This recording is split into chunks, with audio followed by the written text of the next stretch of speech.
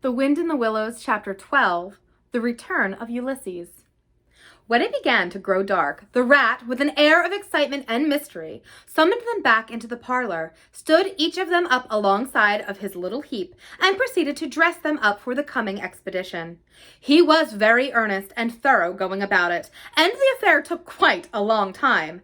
First, there was a belt to go round each animal, then a sword to be stuck into each belt, and then a cutlass on the other side to balance it. Then a pair of pistols, a policeman's truncheon, several sets of handcuffs, some bandages and sticking plaster, and a flask and a sandwich case. The badger laughed good-humoredly and said, "All right, Ratty, it amuses you and it doesn't hurt me. I'm going to do it all I've got to do with this here stick." But the rat only said, "Please, Badger, you know I shouldn't like you to blame me afterwards and say I had forgotten anything." When all was quite ready, the badger took a dark lantern in one paw, grasped his great stick with the other, and said, "Now then, follow me. Mole first, 'cause I'm very pleased with him. Rat next, Toad last. And look here, Toady, don't you chatter so much as usual, or you'll be sent back as sure as fate." The toad was so anxious not to be left out that he took up the inferior position assigned to him without a murmur, and the animals set off. The badger led them along by the river for a little way, and then suddenly swung himself over the edge into a hole in the riverbank, a little above the water. The mole and the rat followed silently, swinging themselves successfully into the hole as they had seen the badger do. But when it came to Toad's turn, he, of course, managed to slip and fall into the water with a loud splash and a squeal of alarm. He was hauled out by his friends, rubbed down and wrung out hastily, comforted and set on his legs. But the badger was seriously angry and told him that the very next time he made a fool of himself, he would most certainly be left behind. So at last they were in the secret passage, and the cutting-out expedition had really begun. It was cold and dark and damp and low and narrow, and poor Toad began to shiver, partly from dread of what might be before him, partly because he was wet through. The lantern was far ahead, and he could not help lagging behind a little in the darkness. Then he heard the rat call out warningly, "Come on, Toad!" and terror seized him of being left behind alone in the darkness, and he came on with such a rush that he upset the rat into the mole and the mole into the badger, and for a moment all was confusion. The badger thought they were being attacked from behind, and as there was no room to use a stick or a cutlass, drew a pistol and was on the point of putting a bullet into Toad. When he found out what had really happened, he was very angry indeed, and said, "Now this time that tiresome Toad shall be left behind." But Toad whimpered, and the other two promised that they would be answerable for his good conduct, and at last the badger was pacified, and the procession moved on. Only this time the rat brought up the rear with a firm grip on the shoulder of Toad. So they groped and shuffled along, with their ears pricked up and their paws on their pistols, till at last the badger said, "We ought by now be pretty nearly under the hall." Then suddenly they heard, far away as it might be, and yet apparently nearly over their heads, a confused murmur of sound, as if people were shouting and cheering and stamping on the floor and hammering on tables. The toad's nervous terrors all returned, but the badger only remarked placidly, "They are going at it, the weasels." The passage now began to slope upwards. They groped onward a little further, and then the noise broke out again, quite distinct this time, and very close above them. "Hooray, hooray, hooray, hooray," they heard, and the stamping of little feet on the floor, and the clinking of glasses as little fists pounded the table. "What a time they're having," said the badger. "Come on." They hurried along the passage till it came to a full stop, and they found themselves standing under the trap door that led up into the butler's pantry. Such a tremendous noise was going on in the banqueting hall that there was little danger of their being overheard. The badger said, "Now, boys, all together," and the four of them put their shoulders to the trapdoor and heaved it back. Hoisting each other up, they found themselves standing in the pantry, with only a door between them and the banqueting hall, where their unconscious enemies were carousing. The noise as they emerged from the passage was simply deafening. At last, as the cheering and hammering slowly subsided, a voice could be made out saying, "Well, I do not propose to detain you much longer," great applause, "but before I resume my seat," renewed cheering, "I should like to say one word about our kind host, Mr. Toad. We all know Toad," great laughter. "Good Toad, modest Toad, honest Toad," shrieks of merriment. "Only just let me get at him," muttered Toad, grinding his teeth. "Hold hard a minute," said the Badger, restraining him with difficulty. "Get ready, all of you." "Let me sing you a little song," went on the voice, "which I have composed on the subject of Toad." Prolonged applause. Then the Chief Weasel, for it was he, began in a high, squeaky voice, "Toad he went a-pleasuring gaily down the street." The Badger drew himself up, took a firm grip of his stick with both paws, glanced round at his comrades. He cried, "The hour is come! Follow me!" and flung the door open wide. My, what a squealing and a squeaking and a screeching filled the air! Well might the terrified weasels dive under the tables and spring madly up at the windows. Well might the ferrets rush wildly for the fireplace and get hopelessly jammed in the chimney. Well might tables and chairs be upset, and glass and china be sent crashing on the floor in the panic of that terrible moment when the four heroes strode wrathfully into the room. The mighty Badger, his whiskers bristling, his great cudgel whistling through the air. Mole, black and grim, brandishing his stick and shouting his awful war cry, "A mole! A mole!" Rat, desperate and determined, his belt bulging with weapons of every age and every variety. Toad, frenzied with excitement and injured pride, swollen to twice his ordinary size, leaping into the air and emitting toad whoops that chilled them to the marrow. "Toad, he went a-pleasuring," he yelled. "I'll pleasure him." And he went straight for the Chief Weasel. They were but four in all, but to the panic-stricken weasels, the hall seemed full of monstrous animals, gray, black, brown, and yellow, whooping and flourishing enormous cudgels, and they broke and fled with squeals of terror and dismay, this way and that, through the windows, up the chimney, anywhere to get out of reach of those terrible sticks.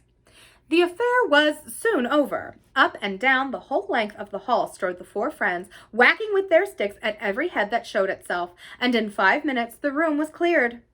Through the broken windows the shrieks of terrified weasels escaping across the lawn were borne faintly to their ears. On the floor lay prostrate some dozen or so of the enemy, on whom the mole was busily engaged in fitting handcuffs.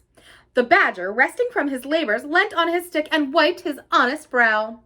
"Mole," he said, "you're the best of fellows. Just cut along outside and look after those stoat sentries of yours and see what they're doing.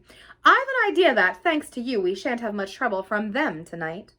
The Mole vanished promptly through a window, and the Badger bade the other two set a table on its legs again, pick up knives and forks and plates and glasses from the debris on the floor, and see if they could find materials for a supper. "I want some grub, I do," he said in that rather common way he had of speaking. "Stir your stumps, Toad, and look lively. We've got your house back for you, and you don't offer us so much as a sandwich." Toad felt rather hurt that the Badger didn't say pleasant things to him, as he had to the Mole, and tell him what a fine fellow he was, and how splendidly he had fought, for he was particularly pleased with himself on the way he had gone for the Chief Weasel, and sent him flying across the table with one blow of his stick. But he bustled about, and so did the Rat, and soon they had found some guava jelly in a glass dish, and a cold chicken, a tongue that had hardly been touched, some trifle, and quite a lot of lobster salad, and in the pantry they came upon a basketful of French rolls, and any quantity of cheese, butter, and celery.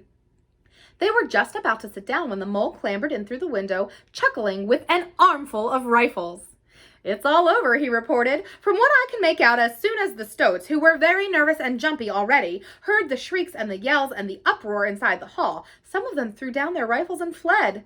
The others stood fast for a bit, but when the weasels came rushing out upon them, they thought they were betrayed, and the stoats grappled with the weasels, and the weasels fought to get away, and they wrestled and wriggled and punched each other and rolled over and over till most of them rolled into the river. They've all disappeared by now, one way or another, and I've got their rifles, so that's all right." "Excellent and deserving animal," said the Badger, his mouth full of chicken and trifle. "Now there's just one more thing I want you to do, Mole, before you sit down to your supper along of us. And I wouldn't trouble you, only I know I can trust you to see a thing done. And I wish I could say the same of everyone I know. I'd send Rat if he wasn't a poet. I want you to take those fellows on the floor there upstairs with you and have some bedrooms cleaned out and tidied up and made really comfortable. See that they sweep under the beds and put clean sheets and pillowcases on, and turn down one corner of the bedclothes just as you know it ought to be done, and have a can of hot water and clean towels and fresh cakes of soap put in each room. And then you can give them a licking apiece, if it's any satisfaction to you, and put them out by the back door, and we shan't see any more of them, I fancy. And then come along and have some of this cold tongue. It's first rate. I'm very pleased with you, Mole." The good-natured Mole picked up a stick, formed his prisoners up in a line on the floor, gave them the order, "Quick march!" and led his squad off to the upper floor.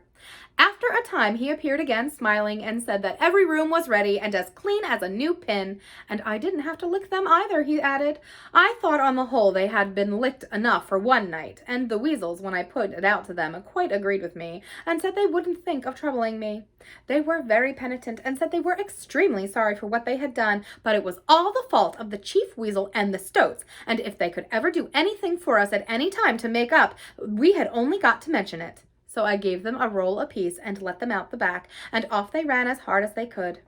Then the Mole pulled his chair up to the table and pitched into the cold tongue, and Toad, like the gentleman he was, put all of his jealousy out from himself and said heartily, "Thank you kindly, dear Mole, for all your pains and trouble tonight, and especially for your cleverness this morning." The Badger was pleased at that and said, "There spoke my brave Toad." So they finished their supper in great joy and contentment, and presently retired to rest between clean sheets, safe in Toad's ancestral home, won back by matchless valor, consummate strategy, and proper handling of sticks. The following morning, Toad, who had overslept himself as usual, came down to breakfast disgracefully late, and found on the table a certain quantity of eggshells, some fragments of cold and leathery toast, a coffee pot 3/4 empty, and really very little else, which did not tend to improve his temper, considering that, after all, it was his own house. Through the French windows of the breakfast room he could see the Mole and the Water Rat sitting in wicker chairs out on the lawn, evidently telling each other stories, roaring with laughter and kicking their short legs up in the air. The Badger, who was in an armchair and deep in the morning paper, merely looked up and nodded when Toad entered the room. But Toad knew his man, so he sat down and made the best breakfast he could, merely observing to himself that he would get square with the others sooner or later. When he had nearly finished, the Badger looked up and remarked rather shortly, "I'm sorry, Toad, but I'm afraid there's a heavy morning's work in front of you. You see, we really ought to have a banquet at once to celebrate this affair. It's expected of you. In fact, it's the rule." "Oh, all right," said the Toad readily. "Anything to oblige. Though why on earth you should want to have a banquet in the morning I cannot understand. But you know I do not live to please myself, but merely to find out what my friends want, and then try and arrange it for 'em, you dear old Badger." "Don't pretend to be stupider than you really are," replied the Badger crossly. "And don't chuckle and splutter in your coffee while you're talking. It's not manners. What I mean is, the banquet will be at night, of course, but the invitations will have to be written and got off at once, and you've got to write them. Now sit down at the table, there's stacks of letter paper on it, with Toad Hall at the top in blue and gold, and write invitations to all our friends, and if you stick to it, we shall get them out before luncheon. And I'll bear a hand, too, and take my share of the burden. I'll order the banquet." "What?" cried Toad, dismayed. "Me stop indoors and write a lot of rotten letters on jolly morning like this, when I want to go around my property and set everybody and everything to rights, and swagger about and enjoy myself? Certainly not. I'll see you. Stop a minute, though. Why, of course, dear Badger. What is my pleasure or convenience compared with that of others? You wish it done, and it shall be done. Go, Badger, order the banquet, order what you like, and then join our young friends outside in their innocent mirth, oblivious of me and my cares and toils. I sacrifice this fair morning on the altar of duty and friendship."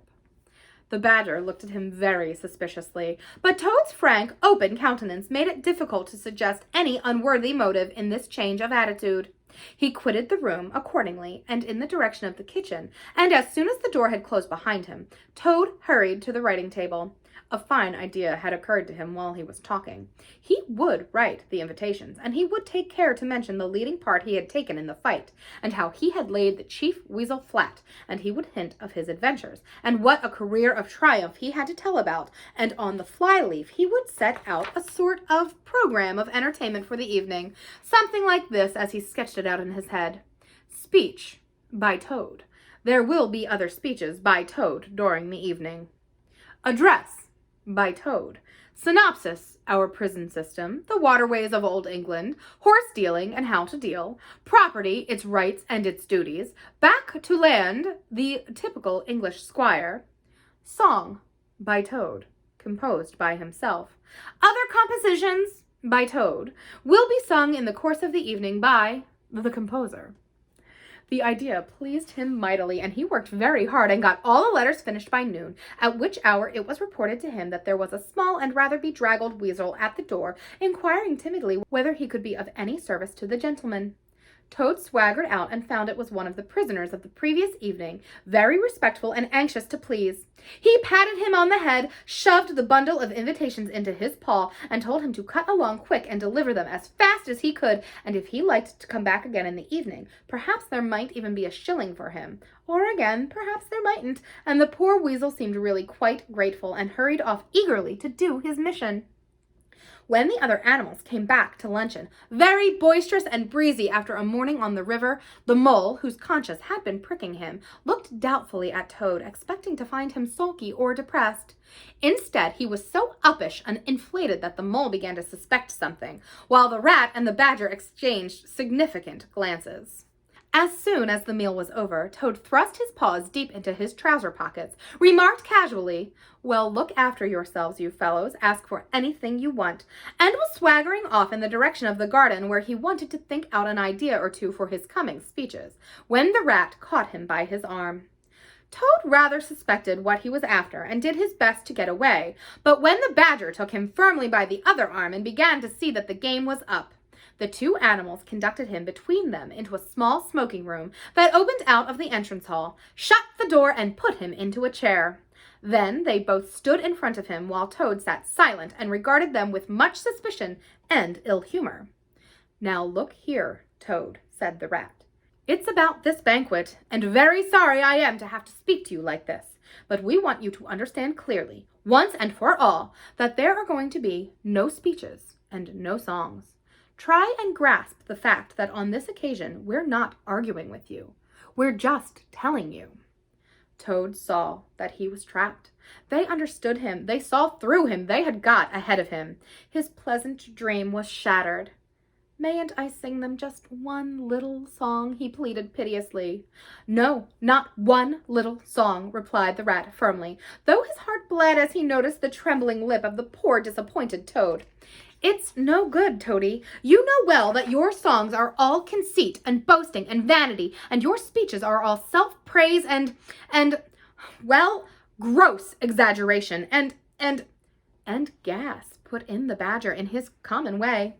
"It's for your own good, Toady," went on the rat. "You know you must turn over a new leaf sooner or later, and now seems a splendid time to begin, a sort of turning point in your career. Please don't think that saying all this doesn't hurt me more than it hurts you." Toad remained a long while plunged in thought. At last he raised his head, and the traces of strong emotion were visible on his features. "You have conquered, my friends," he said in broken accents. "It was, to be sure, but a small thing that I asked, merely leave to blossom and expand for yet one more evening, to let myself go and hear the tumultuous applause that always seems to me somehow to bring out my best qualities. However, you are right, I know, and I am wrong. Henceforth I will be a very different Toad. My friends, you shall never have occasion to blush for me again. But, oh dear, this is a hard world." And pressing his handkerchief to his face, he left the room with faltering footsteps. "Badger," said the rat, "I feel like a brute. I wonder what you feel like." "Oh, I know," said the badger gloomily, "but the thing had to be done. This good fellow has got to live here and hold his own and be respected. Would you have him a common laughing-stock, mocked and jeered by stoats and weasels?" Of course not, said the rat. And talking of weasels, it's lucky we came upon that little weasel just as he was setting out with Toad's invitations. I suspected something from what you told me, and had a look of one or two, and they were simply disgraceful. I confiscated the lot, and the good mole is now sitting in the blue boudoir, filling up plain, simple invitation cards. At last the hour for the banquet began to draw near, and Toad, who on leaving the others had retired to his bedroom, was still sitting there, melancholy and thoughtful. His brow resting on his paw, he pondered long and deeply. Gradually his countenance cleared, and he began to smile long, slow smiles. Then he took to giggling in a shy, self-conscious manner. At last he got up, locked the door, drew the curtains across the windows, collected all the chairs in the room and arranged them in a semicircle, and took up his position in front of them, swelling visibly. Then he bowed, coughed twice, and letting himself go, with uplifted voice he sang to the enraptured audience that his imagination so clearly saw. Toad's last little song. The Toad came home. There was panic in the parlors and howling in the halls. There was crying in the cowsheds and shrieking in the stalls when the Toad came home. When the Toad came home. There was smashing in of windows and crashing in of door. There was chivying of weasels that had fainted on the floor when the Toad came home. Bang go the drums, the trumpeters are tooting, and the soldiers are saluting, and the cannon they are shooting, and the motor cars are hooting as the hero comes home. Shout, hooray, and let each one of the crowd try and shout it very loud in honor of an animal of whom you're justly proud, for it's Toad's great day. He sang very loud, with great unction and expression, and when he was done, he sang it all over again. Then he heaved a deep sigh, a long, long, long sigh. Then he dipped his hairbrush in the water jug, parted his hair in the middle, and plastered it down very straight and sleek on each side of his face, and, unlocking the door, went quietly down the stairs to greet his guests, who knew he must be assembling in the drawing-room. All the animals cheered when he entered and crowded round to congratulate him and say very nice things about his courage and his cleverness and his fighting qualities, but Toad only smiled faintly and murmured, "Not at all," or sometimes for a change, "On the contrary." Otter, who was standing on the hearthrug describing to an admiring circle of friends exactly how he would have managed things had he been there, came forward with a shout, threw his arm round Toad's neck, and tried to take him round the room in triumphal progress. But Toad, in a mild way, was rather snubby to him, remarking gently as he disengaged himself, "Badger's was the mastermind. The mole and the water rat bore the brunt of the fighting. I merely served in the ranks and did little or nothing." The animals were evidently puzzled and taken aback by this unexpected attitude of his, and Toad felt as he moved from one guest to the other, making his modest responses, that he was an object of absorbing interest to everyone. The Badger had ordered everything of the best, and the banquet was a great success. There was much talking and laughter and chaff among the animals, but through it all Toad, who of course was in the chair, looked down his nose and muttered pleasant nothings to the animals on either side of him. At intervals he stole a glance at the Badger and the Rat, and always when he looked they were staring at each other with their mouths open, and this gave him the greatest satisfaction. Some of the younger and livelier animals, as the evening wore on, got whispering to each other that things were not so amusing as they used to be in good old days, and there were some knockings on the tables and cries of "Toad, speech! Speech from Toad! Song! Mr. Toad's song!" But Toad only shook his head gently, raised one paw in mild protest, and by pressing delicacies on his guests, by topical small talk, and by earnest inquiries after members of their families not yet old enough to appear at social functions, managed to convey to them that this dinner was being run on strictly conventional lines. He was, indeed, an altered Toad. After this climax, the four animals continued to lead their lives, so rudely broken in upon by civil war, in great joy and contentment, undisturbed by further risings or invasions. Toad, after due consultation with his friends, selected a handsome gold chain and locket set with pearls, which he dispatched to the gaoler's daughter, with a letter that even the Badger admitted to be modest, grateful, and appreciative. And the engine driver, in his turn, was properly thanked and compensated for all his pains and trouble. Under severe compulsion from the badger, even the barge woman was, with some trouble, sought out, and the value of her horse discreetly made good to her, though Toad kicked terribly at this, holding himself to be an instrument of fate, sent to punish fat women with mottled arms who couldn't tell a real gentleman when they saw one. The amount involved, it was true, was not very burdensome, the gypsy's valuation being admitted by local assessors to be approximately correct. Sometimes, in the course of long summer evenings, the friends would take a stroll together in the wild wood, now successfully tamed so far as they were concerned, and it was pleasing to see how respectfully they were greeted by the inhabitants, and how the mother weasels would bring their young ones to the mouths of their holes and say, pointing, "Look, baby, there goes the great Mr. Toad, and that's the gallant water rat, a terrible fighter, walking along a him. And yonder comes the famous Mr. Mole, of whom you so often have heard your father tell." But when their infants were fractious and quite beyond control, they would quiet them by telling how, if they didn't hush them and not fret them, the terrible gray badger would up and get them. This was a base libel on Badger, who, though he cared little about society, was rather fond of children, but it never failed to have its full effect. The end.